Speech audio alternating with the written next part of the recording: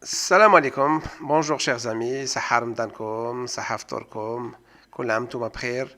Voilà, donc on continue dans notre petit confinement de vous proposer la suite, en tout cas de l'interview de Jean-Jacques Deluz. Et cette fois-ci, il va nous parler d'Alger, de la Casbah et pas mal d'autres choses. Il nous précise les enjeux de préservation de cette ville, mais aussi les enjeux liés à son développement. Voilà, je vous laisse à l'écoute sans plus tarder. J'espère que ce podcast vous plaira. Puisque la colonisation a duré de 1830 à 1962. Alors, à mon avis, il est bon de le, schématiquement bien sûr, de le couper en deux. C'est-à-dire 1930 jusqu'à l'après-guerre mondiale, c'est-à-dire 1950 en gros. Ça, c'est toute la période de l'urbanisme colonial qu'on pourrait appeler, pour simplifier, néoclassique. Oui. C'est-à-dire des rues quadrillées. À la haussmannienne. Haussmanniens, oui. Des rues quadrillées, des immeubles à l'alignement sur les 4 rues avec cour intérieure. C'est ce qui s'est fait rue Ben Midi, rue Didouche Mourad, Bab El Oued, hein. Et ça a été plus ou moins, et même les quartiers de Bellecour, etc. Ça, c'est plus El Harrach, c'est toutes les formations urbaines de cette époque, de la grande époque coloniale, et plus ou moins bien sûr, inscrites dans cet urbanisme-là. Et puis, à partir des années 50, il y a eu le débordement sur les banlieues, le lancement des grands programmes d'habitat, hein, les cités de Pouillon ont été démarrées en 55, 54-55, les grandes opérations se sont développées progressivement depuis 56, 57, 58. En 56, j'ai participé avec le bureau avec lequel je travaillais au dessin de la cité de la Concorde à Birmandrez. C'était déjà 1000 logements, hein, lancés par la compagnie immobilière algérienne, etc. Puis en 58, il y a eu le plan de Constantine, avec les grandes opérations, et alors là, l'arrivée des grosses entreprises, des gros bureaux d'études, des grands systèmes de standardisation. Donc un urbanisme totalement différent. Donc on ne peut pas parler d'urbanisme colonial en mélangeant les deux choses. Il y a l'urbanisme colonial néoclassique qui est semblable. Elle veut parler plutôt de ça, je crois. Qui est, disons, dans la tradition de toute l'Europe. Hein. Les villes françaises sont faites de la même façon et à peu près jusqu'à la Deuxième Guerre mondiale, en gros. Ça a donné des villes viables qui fonctionnent. Ça donne des villes relativement viables, mais qui, malgré tout, posent des gros problèmes dans leur gestion actuelle, parce que elles posent le problème de l'automobile dans la ville. C'est-à-dire, regardez Alger, la rue Didouche Mourad n'est plus une rue habitable, parce qu'elle est totalement saturée par la pollution automobile, d'un côté, et que les cours intérieures sont mal entretenus, relativement insalubres. À l'époque, les immeubles à cour intérieure, ils avaient leur façade noble sur rue. Dans la rue, il n'y avait pas la circulation qu'il y a actuellement, même jusqu'à une certaine époque, c'était la circulation avec les chevaux et les chars. Hein. L'automobile ne date que du début du XXe siècle. Et les cours intérieures étaient plutôt, en gros, disons, réservées aux services et au personnel de service. Hein. Donc ça a complètement changé. Actuellement, ces logements sont occupés par des bureaux à la rigueur, ou par des grosses familles, et qui vivent quand même pas dans des conditions idéales. Et comme disait Le Corbusier, c'est quand même un peu triste dans un site comme Alger, quand on ouvre sa fenêtre, de regarder la fenêtre d'en face. Hein? C'est un peu dommage. Alors qu'on a un site où, regardez de ma fenêtre, on voit le port, l'horizon, les montagnes. Hein? Donc, il y a quand même quelque chose d'anachronique. C'est-à-dire qu'à mon avis, bien sûr, il faut préserver cette ville coloniale. Pardon. Il faudra arriver à en éliminer les voitures, comme c'est la tendance en Europe. En France, vous avez des villes comme Montpellier qui ont totalement interdit la voiture dans la ville. Hein. Même les taxis, ils doivent avoir une autorisation spéciale pour entrer dans la ville. Et il n'y a plus que les tramways et les transports en commun et les bicyclettes. Ou alors il faut un certificat spécial qu'on habite dans la ville ou qu'on est handicapé, etc. Donc ça, c'est des progrès qui ne sont pas encore imaginables ici. Si, moi, responsable à l'APC d'Alger, je décrète que j'interdis l'automobile à Alger, je vais me faire lyncher, non? Moi, je crois que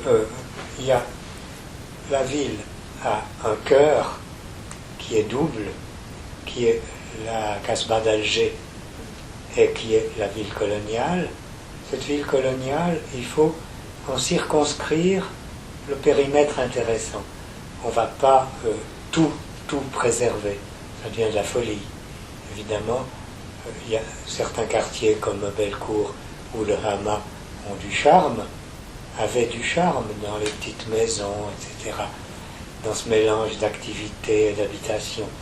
Mais c'est plus viable actuellement. Donc il y a un périmètre qui probablement s'arrête au boulevard du Télémli, probablement s'arrête au champ de manœuvre, et qui circonscrit la ville coloniale dans sa partie historique, intéressante. La Casbah, Bab el-Oued, c'est un quartier intéressant, lui aussi limité dans un périmètre assez restreint, qui est son axe central et les perpendiculaires directs, c'est tout.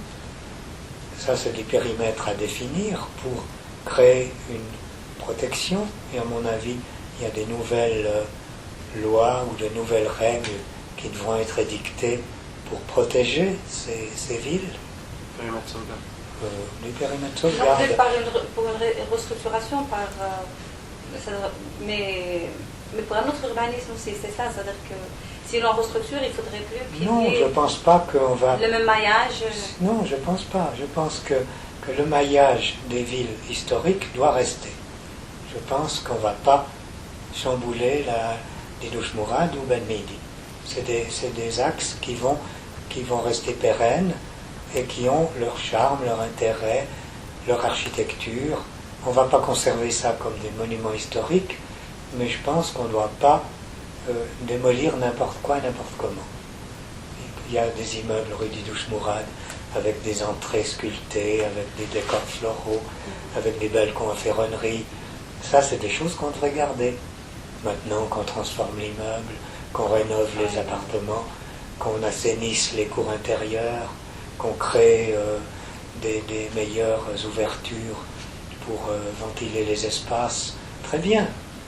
Le problème de la Casbah, c'est un peu plus spécifique, c'est-à-dire d'une part, c'est réellement le patrimoine historique profond, c'est la racine, et ça, il serait aberrant de continuer de la laisser pourrir, et même, moi je développe la théorie que non seulement il faut aider à la réhabiliter, à la remettre en état de vie, mais il faut envisager le problème sur un périmètre plus vaste, qui est le périmètre de la ville turque telle qu'elle était en 1830, c'est-à-dire intégrant le quartier de la Marine. On a fait des erreurs énormes sur le quartier de la Marine, à commencer par l'avenue du 1er novembre, qui est une catastrophe, Ensuite, la démolition autour de la place des Martyrs. Ensuite, le parking. Ensuite, le conservatoire, qui est une horreur. De la ville, il y a deux monstres, à mon avis, dont il faudrait avoir la peau. C'est l'hôtel Horatie et l'avenue du 1er novembre. Si on démolissait ces deux choses, on aurait retrouvé la vraie silhouette de l'Alger historique. Mais bon, il faudra des efforts pour ça. Ouais, beaucoup de courage politique. Par contre, autour de ces noyaux, Casbah marine, noyau de Bab el-Oued, noyau colonial, il faut y aller dans un urbanisme tout à fait fort et nouveau. Il faut innover, il faut transformer, il faut être radical. Hein. Il ne faut pas avoir peur de transformer les silhouettes, de modifier les infrastructures, etc. Mais quand même en ayant à l'esprit qu'Alger est un site extraordinaire et que la silhouette générale de ce site, en particulier pour les gens qui arrivent en bateau sur Alger, c'est quelque chose qu'il ne faudrait pas détériorer. Qu'est-ce que vous pensez du concours qui a été lancé, enfin, les sélections qui sont en train de se faire, je crois, que c'est déjà fait, pour l'aménagement le plan d'aménagement côtier de la baie? Pour le moment, j'en pense rien parce que je n'ai pas étudié le problème. On nous a montré des projets avec plein de tours. Bien sûr, actuellement, il y a des investisseurs, en particulier du Moyen-Orient, sauf erreur, qui veulent investir en Algérie, qui nous proposent de prendre la ville nouvelle de Bouinane pour y doubler la densité et y faire des tours d'habitation, qui proposent de remplir tout l'espace du champ de manœuvre jusqu'à El Arach avec des gratte-ciel. On lit ça dans les journaux. Moi, je suis un citoyen ordinaire pour ça. Je lis les journaux. Hein. Je suis un peu stupéfait de temps en temps de ce que je lis. Mais, faut voir. Moi, je ne suis pas toujours dans les arcanes du pouvoir. Donc, c'est vrai. Alors, tu as d'autres questions? Oui, c'était votre rapport avec la Casbah. Parce que je crois savoir que vous y êtes particulièrement attaché. Je suis attaché, bien sûr, je suis attaché sentimentalement à la Casbah parce que c'est le témoin de l'origine d'Alger. C'est quand même... bon, je peux tout simplement vous renvoyer au livre que Ravero a écrit sur la Casbah d'Alger, où il décortique très bien tout l'enseignement qu'on peut tirer de cette architecture ancienne, de la richesse de cette architecture, de la façon dont, c'est ce que je disais tout à l'heure sur les architectures traditionnelles. Alors comme on a ça sous la main à la Casbah, ou dans certains palais qui avaient été construits à l'époque turque dans les environnements, et dont il en reste quand même heureusement quelques-uns, c'est que c'est un enseignement formidable pour les architectes. Donc, quand on a sous la main un enseignement de cette richesse, on ne le détruit pas. C'est comme si vous demandez à des villes occidentales de détruire leurs noyaux médiévaux, parce que malheureusement ils ont fait beaucoup au XIXe siècle, ce qu'on a fait beaucoup avec la Casbah depuis la colonisation jusqu'à malheureusement l'époque algérienne. Aujourd'hui, c'est un non-sens. Ces témoins du passé, qui ne sont pas que des témoins historiques, mais qui sont des modèles architecturaux, on doit au moins aujourd'hui essayer de sauver ce qui reste. Et moi je pense qu'il faut aller plus loin. Non seulement il faut sauver ce qui reste, mais il faut en tirer profit, c'est-à-dire en tirer la leçon pour les aménagements futurs qu'on va faire. Comme vous parlez d'enseignement, vous étiez enseignant aussi à l'école d'architecture. Je ne sais pas si vous avez suivi les évolutions qu'a connues l'EPO les dernières années. Quel est votre avis sur ce qui se passe actuellement, sur la formation des jeunes architectes? Est-ce que vous avez... Je suis peu branché actuellement sur l'école, soit parce que j'ai trop de choses à faire ailleurs, soit parce que j'ai pas l'occasion d'y aller, donc on n'a pas envie de m'y inviter. Mais le peu que j'en sais, je crains une dérive de type formaliste, c'est-à-dire une tendance très marquée pour la forme en soi. Alors là, je rejoins les discours qu'on a fait précédemment. Je crois qu'au contraire, on devrait... j'ai écrit beaucoup de choses là-dessus, mais n'ont pas été très écoutées. On devrait s'orienter vers un enseignement méthodologique et non pas vers un enseignement de théorie formaliste. Il faut bannir peut-être plus au maximum l'ordinateur, non? Non, l'ordinateur n'y est pour rien. L'ordinateur, c'est un instrument. Vous savez, quand je faisais mes études, on dessinait avec des tire-lignes. Puis après, on a eu le graphos. Et puis après, on a eu le rapidographe. Et puis maintenant, on a l'ordinateur. Le progrès, il ne faut jamais rejeter le progrès. Seulement, comme disait le philosophe Illich, qui est un des philosophes les plus importants du XXe siècle, l'outil ne doit pas être, l'homme ne doit pas être au service de l'outil, mais l'outil doit être au service de l'homme. C'est ça, c'est la base de toute théorie écologique, toute théorie du développement durable.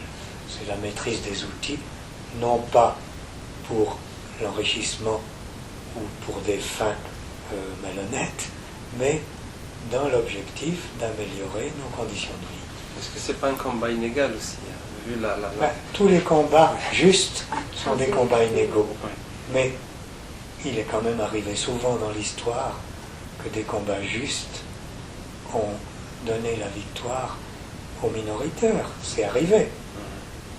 Il faut y croire, sans ça, on se jeter à l'eau. J'ai une dernière question pour vous, Oui. M. Deleuze. Concepteur décideur, auriez-vous voulu être aussi décideur? Non, chacun son métier. Moi, j'aime pas. Je suis obligé souvent de perdre mon temps sur des tâches administratives, sur des rédactions de rapports, avec l'objectif de faire aboutir les choses. Surtout pour contrer la bureaucratie. Oui, bien sûr. Mais disons, moi, je préfère avoir à côté de moi des gens compétents pour ça, et moi, me consacrer à ce que je sais faire. C'était le couple que j'ai formé avec l'IS Hamidi pour diriger la ville nouvelle. C'était pour moi les conditions idéales. Un décideur féroce, enfin quand je dis féroce, c'est-à-dire acharné, passionné, qui savait ce qu'il voulait, et qui, en plus, miracle, m'écoutait. Et moi qui profitais de ses décisions et qui prenais mon temps pour réfléchir sur les problèmes de conception qui me concernent. C'est l'idéal. On ne peut jamais fonctionner seul. Il faut donc qu'ils se forment des associations, des groupements, des structures pluridisciplinaires. Alors ça, c'est le rêve, où on puisse travailler avec des décideurs, avec des spécialistes des autres disciplines.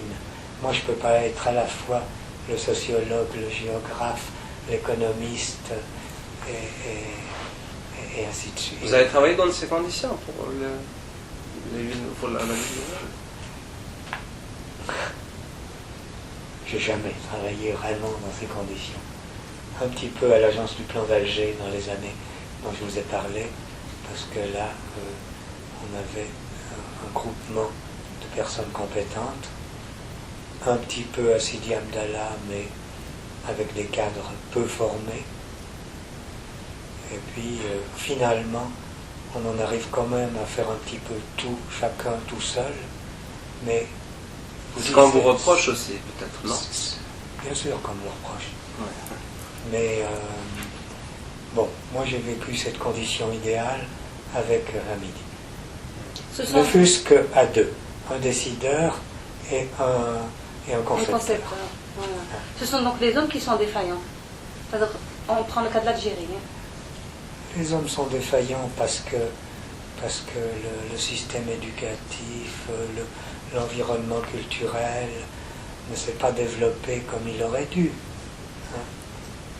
Alors, donc, j'ai souvent dit, et ça a beaucoup choqué mes collègues à l'école, que pour le moment, on ne pouvait devenir architecte qu'en faisant de l'auto-formation. C'est-à-dire, bon, on apprend des choses, mais en définitive, on apprend réellement nos métiers dans la pratique et dans la réalité, et dans une volonté d'apprendre.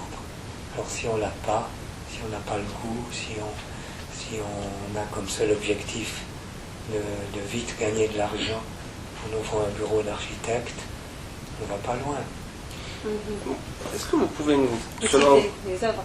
Non, avant d'arriver, et puis on doit conclure. On a encore un quart d'heure. On a un peu... Oui. Un peu plus, oui. Ouais, très bien. Juste pour revenir sur cette notion d'urbanisme et la notion d'architecte et urbaniste. Vous qui avez fait de l'architecture et beaucoup d'urbanisme,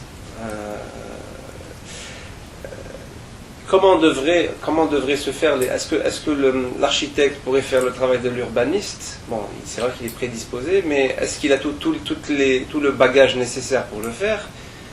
Ou il faut maintenant favoriser beaucoup plus, et c'est je pense la tendance un peu partout, des groupements de bureaux d'études de sociologie, d'architecture, d'urbanisme, enfin un peu de géographes, etc., pour constituer des équipes vraiment capables peut-être d'orienter à certains moments l'évolution d'un quartier ou d'une ville. Oui, vous avez presque répondu à la question. C'est-à-dire, votre avis? Urbaniste, ça ne veut rien dire. Parce que l'urbanisme, c'est une discipline complexe, qui met en jeu tous les facteurs dont j'ai parlé tout à l'heure, d'une complexité qui va de la politique à l'économie, en passant par la connaissance géographique des sites, en passant par les relations régionales, en passant par la définition de ce que c'est que l'urbain, ce que c'est que la ville, quelles sont les relations entre la ville, entre l'urbain et le rural, etc., etc., etc., les grandes infrastructures. C'est donc un complexe de données qu'aucun individu ne peut maîtriser seul. Donc, on pourrait dire que urbaniste, ça n'existe pas. D'accord. Il y a des urbanistes qui ont une formation de géographe, il y a des urbanistes qui ont une formation d'économie politique, il y a des urbanistes qui ont une formation, etc., etc. Or, l'urbanisme, comme je vous l'ai dit, à mon avis, ne se dessine pas, mais se gère. Il se planifie, d'accord? On peut dessiner des intentions, mais c'est pas du dessin d'exécution. On ne dessine pas une ville telle qu'elle sera exécutée. Alors que l'architecte, lui, fait des dessins qui vont être exécutés. Donc c'est une différence considérable.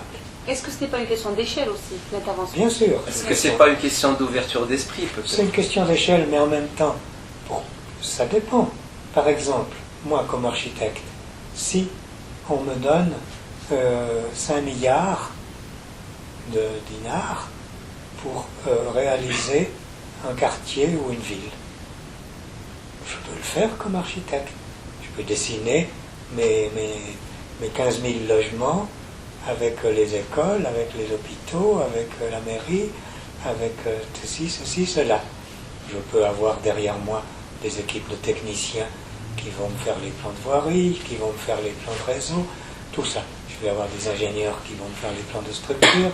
Bon, ça, je peux le faire à n'importe quelle échelle, hein, jusqu'à la limite de mes forces.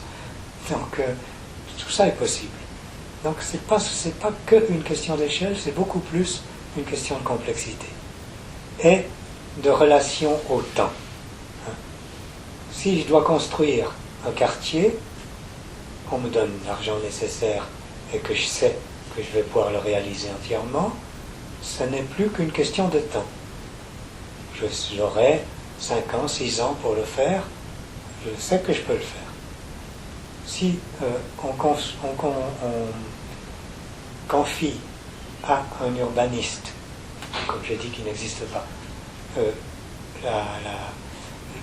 les plans d'une ville, il faut qu'ils résonnent sur 20 ans, au moins. On s'imagine qu'ici les choses peuvent aller vite, mais en 8 ans, à Sidi Abdallah, on a construit 1000 logements. C'est ridicule, dérisoire. Dérisoire, par rapport à tout ce qui s'est fait autour d'Alger. Donc, il faut raisonner avec le temps. Or, raisonner avec le temps, c'est donc d'autres techniques qui impliquent la planification, la réflexion à long terme, etc. Et pour faire ça, il faut effectivement, comme vous l'avez évoqué, des équipes pluridisciplinaires. Il n'y a pas, on peut faire de l'urbanisme tout seul. Moi, j'ai fait ça parce que j'ai de l'expérience et que je m'accorde aussi le droit à l'erreur, mais c'est pas l'idéal. Hein. C'est pas l'idéal. Moi, j'aimerais mieux avoir avec moi une équipe. Vous n'avez pas pu cohérente. rassembler cette équipe quand vous étiez... Des bouts, oui, bien sûr, j'ai toujours fait des fragments d'équipe. Ouais. J'ai récupéré des gens à l'épaule, j'ai récupéré des gens à droite et à gauche. Actuellement, je travaille avec un réseau de bureaux d'études. Je ne travaille pas seul. Je travaille avec 4 bureaux d'études qui sont habitués à mes méthodes et qui me suivent. Donc tout ça, c'est des choses possibles. Mais on ne peut pas être dans la structure idéale parce que c'est une longue mise en place. C'est une très longue mise en place. Les décrets pour les villes nouvelles, les décrets de création des établissements publics d'aménagement des villes nouvelles, ils ont moins d'une année. Alors on a fonctionné comment? On a fonctionné presque en maraudeur, presque à la limite de la légalité, sans savoir jamais exactement quelles étaient nos prérogatives, comment gérer l'argent, etc. C'est très compliqué. Effectivement, c'est toujours difficile d'évoluer dans notre système actuel, en tout cas pour les architectes, pour les urbanistes, même pour les artistes, les designers. Il y a une absence de reconnaissance de ces métiers qui sont des métiers de création. Chers amis, nous arrivons au terme de ce deuxième podcast, une interview réalisée, je vous rappelle, en 2006 avec le regretté Jean-Jacques Deluz, interview que j'ai menée moi-même avec Léa Mrouche et Nahla Arif. Sahaf Torkom, Sahas Horkom et Sahar Mdankom encore une fois.